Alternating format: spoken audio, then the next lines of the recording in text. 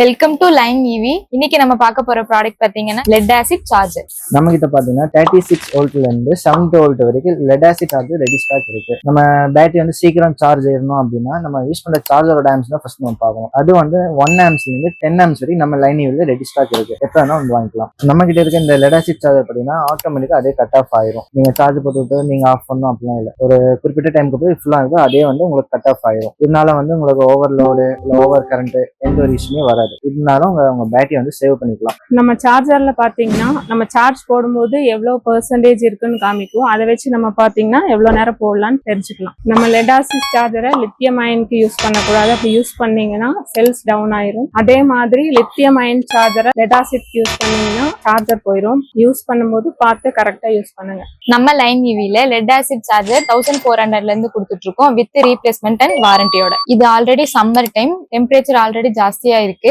மதிய டைம்ல எல்லாம் பார்க் பண்ணும்போது நிழலா பார்த்து பார்க் பண்ணிக்கோங்க. பேட்டரி எக்ஸ்ட்ரா ஹீட் ஆகுறத அவாய்ட் பண்ணிக்கலாம். உங்களுக்கு நம்மளோட இந்த ப்ராடக்ட் வேணும்னா ஸ்கிரீன்ல தெரியுற நம்பருக்கு உடனே வாட்ஸ்அப் பண்ணுங்க. அதோட நம்ம சேனலையும் சப்ஸ்கிரைப் பண்ணிக்கோங்க. தேங்க்யூ.